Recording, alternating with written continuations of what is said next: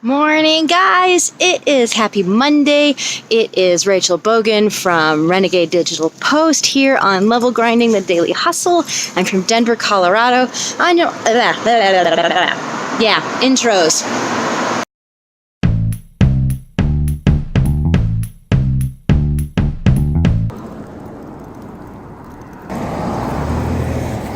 Okay, so I'm an entrepreneur, an editor, a video editor, and an author here in Denver, and I make these videos documenting my journey as an entrepreneur, both to track what I am doing, but also to show you what does it look like when you are building a business from the ground up on the bottom level. A lot of people make these videos, they share their stories of entrepreneurship 10 years down the road saying, hey, this is what I got now, but they don't show you all the little hardships and the challenges and all the stuff that goes along that way. So that is what my show is all about, and I'm really thankful that you're with me here today. I'm doing a really terrible job of making these all the time, so go ahead and click that little notifications button and subscribe, because that will be a whole lot easier for you to know when I'm going to make these buttons. And if you have been subscribing for a long time, it's really great to be hanging out with you today. Radar, can we hustle, please? Mommy's got to get back to her hustle. A lot of people, if you're out in the real world, often have a hard time with Mondays. Mondays being the day where everybody dreads going back to work. And I think this is kind of a really dumb idea, because if you're going to exchange 8 hours of your day, you should be doing what you love. And this is why I'm an entrepreneur, because it is allowing me to do the thing that I love, which is video editing and storytelling. But I'm not going to lie, just because that's what I love to do doesn't mean I get to do it for 8 hours a day. The whole aspect of business building is a challenge. It is a lot of fun, but you really need to like it, because it ain't easy. Building a business means learning how to be in sales, learning how to be in marketing, being confident about what you do, setting your own day, setting your own schedule, being willing to work extra hours when you fall behind. Being your own boss is not all that it's cracked up to be. So on today's list of being the boss, I need to do my financial books for my company. I also need to lay out my weekly schedule, and I need to see what's coming down the pike with my current client. So all this and more.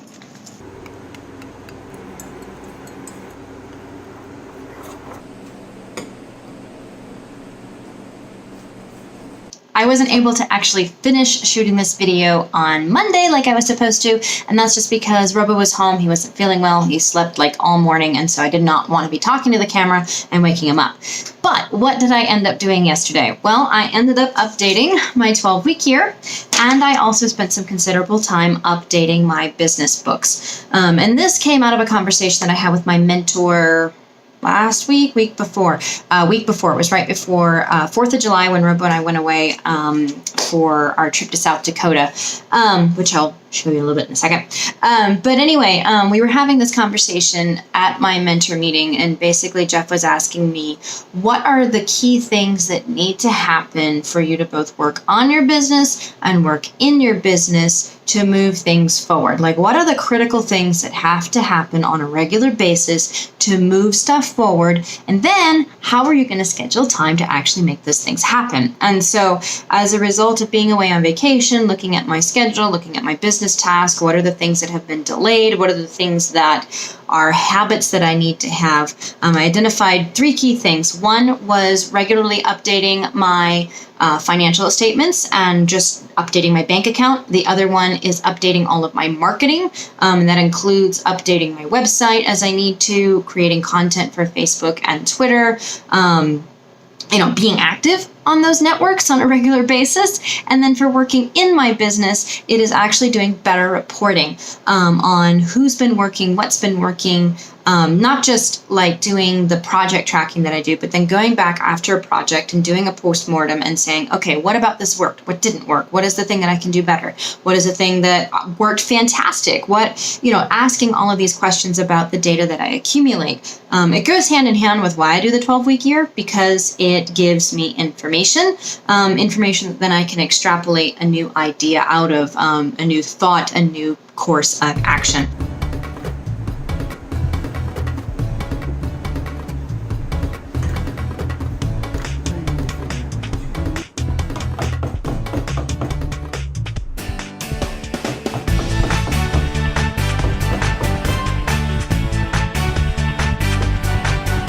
Last week was week 4, and this is how good I did at things. And I'm actually really excited about the fact that this is 26.98%, and I'll show you why in just a second. This is how well I did in my goals. I'm doing a whole lot better in this one than I do in any other of my categories. You can see these things 3 here, goal 2 and goal 3 are kind of, I'm only doing like one thing a week, but it's okay. And here's the reason why it's okay.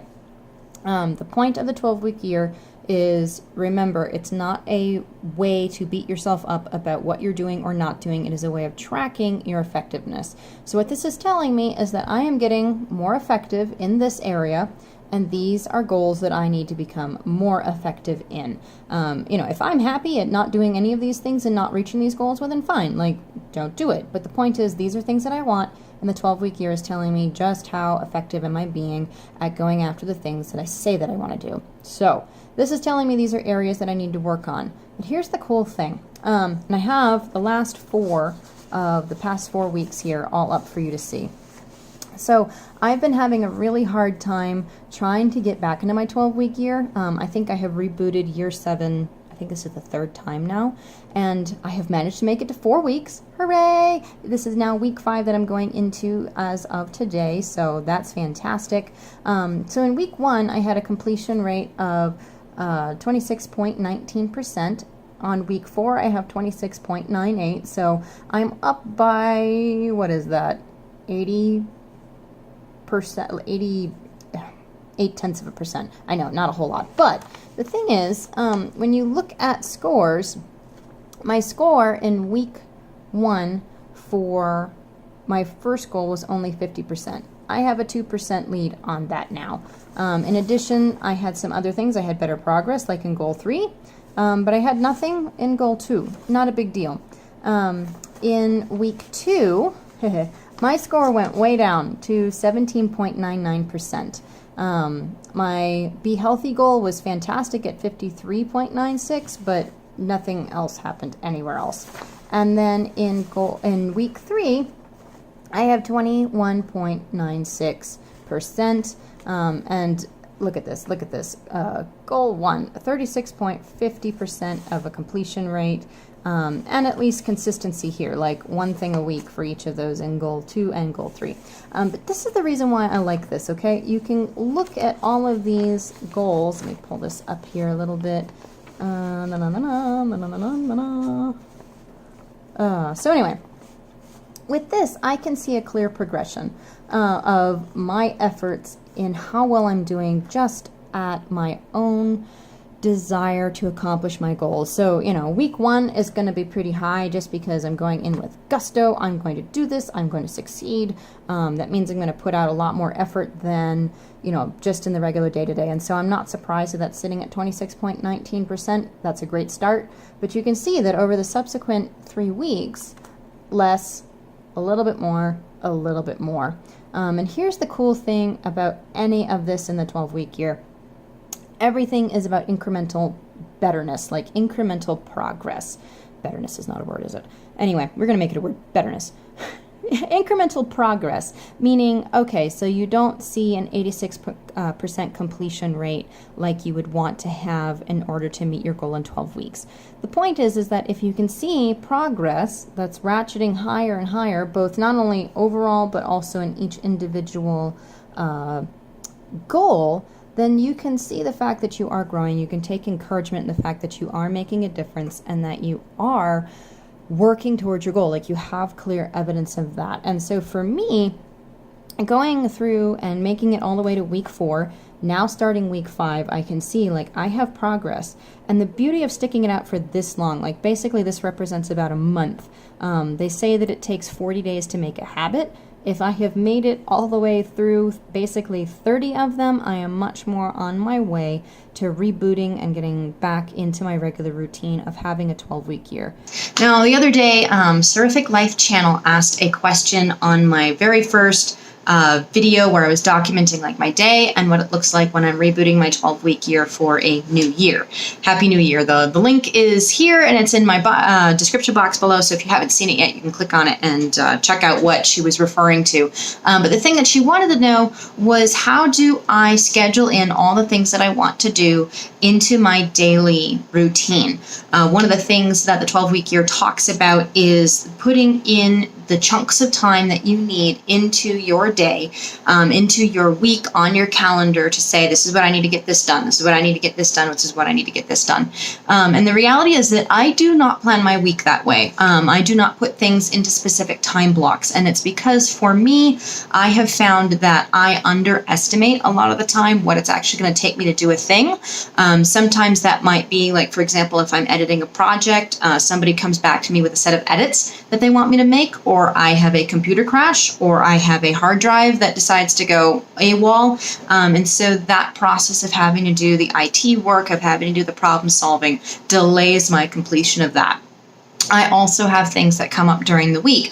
I work at home, and so therefore there are some things that come up during the week that I need to take care of. For example, yesterday the dog got sick, so I had to take care of him. And so these are all things that back into my plan. So as a result, I do not plan down in chunked blocks the way that the 12-week year recommends. And it's because for me, I need a little bit more of a flexibility. I've talked about in previous videos about how my natural inclination is to overplan, and get myself so tight into a grid that there's no wiggle room. And I have found that when I do that with my day, doing things within chunks of time, then that becomes an issue. And a lot of the time I'm also changing these things on the fly. A meeting might come up randomly, or somebody gets on the phone with me asking me a question, and I don't have, like, if I tell them like, oh, you have to call me back at 3:00 because that's my scheduled time for phone calls. Like, if I've already blocked that for something else, then I'm not able to answer the question.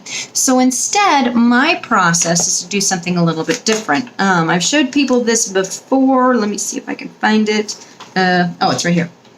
I have a bookmark right here where I block out chunks of time throughout my day. So I have technically 4 work blocks. Each one is 90 minutes long. And for me, 90 minutes is my sweet spot. I found this after doing the Pomodoro technique for a while, and the recommendation that you start out with is 25 minutes of work, 5-minute break, 25 minutes of work, 5-minute break.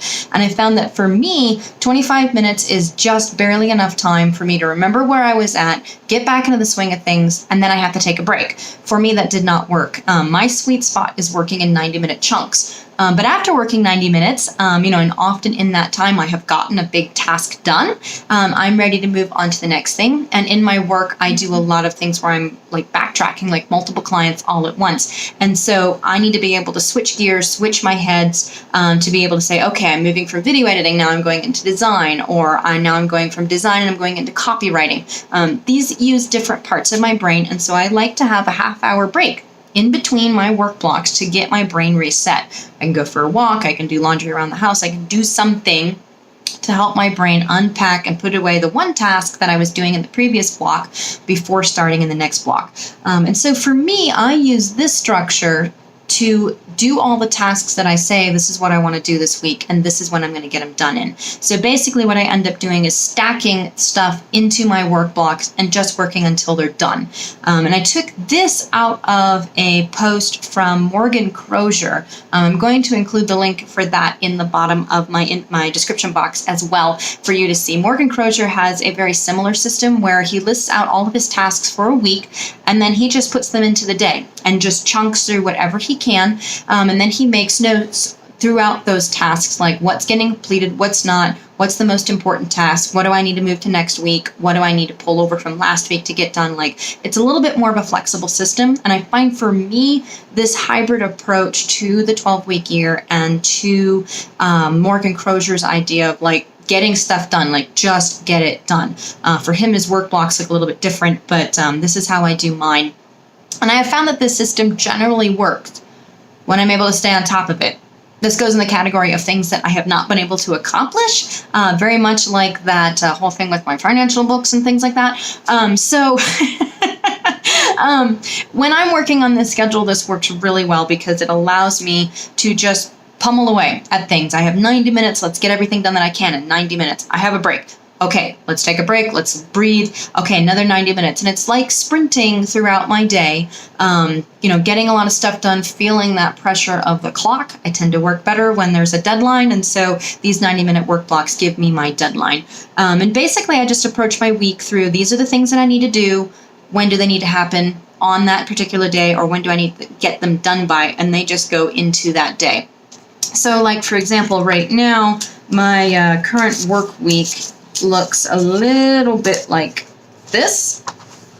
It's currently a little bit empty. I'm in the middle of a lull. So like this is stuff that I'm working on today. My little check boxes are over there. Normally this work block right here is filled with all of the tasks that I need to do. I'm still trying to get some of these details nailed down. I know it's Tuesday, I haven't done it yet. But that's because I'm going through my email and trying to set some stuff up. And then I have another category over here for like life, like what are the things that I need to worry about, like ordering medication, doing my house books, paying bills. And then I have another section down here that's notes. And this helps me track like what's been doing, what's been going on, how does that look?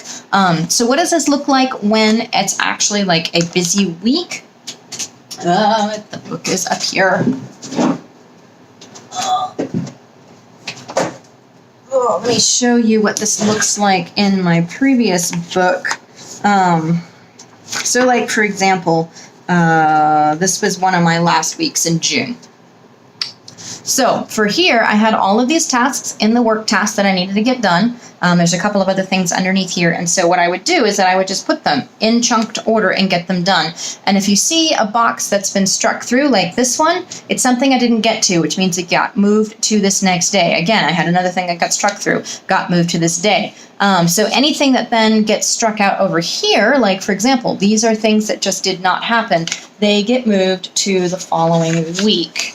And they're over here somewhere. And so this has been my system of getting stuff done, is just systematic tracking and systematic, like going, okay, like what's the next thing I need to get done? Boom, get it done. What's the next thing that needs to get done? Boom, get it done. Oh, it's the end of my day. I didn't get to these things that go on tomorrow's task list. And like I said, I find that flexibility works a little bit better for me rather than sitting on a Sunday or a Monday and saying, okay, I'm going to do this here, I'm going to do this here, I'm going to do this here. I find in my day-to-day life that does not work with my regular life schedule. And so I need something that's a little bit more flexible for my own purposes. And that's how I do things. You might find that doing the regular planning like that scripted thing works really great. It really just depends upon your work. It depends upon what you do and how you do it. Because remember, bottom line, consistency. That's what you really want to see, is consistency. And I always like to say, like, your planning system, your organization system, the best one is the one that you will use. Period. It doesn't matter what it is. The technique does not matter. The point is, are you using it and are you getting stuff done? Period. So if you can make that happen, then you are golden. So to close this out, I'm going to show you some pictures and some video of the trip that we took to South Dakota. You're going to see some stuff, like really cool stuff, like bison crossing the road, like Mount Rushmore, like, yeah, you should just watch it.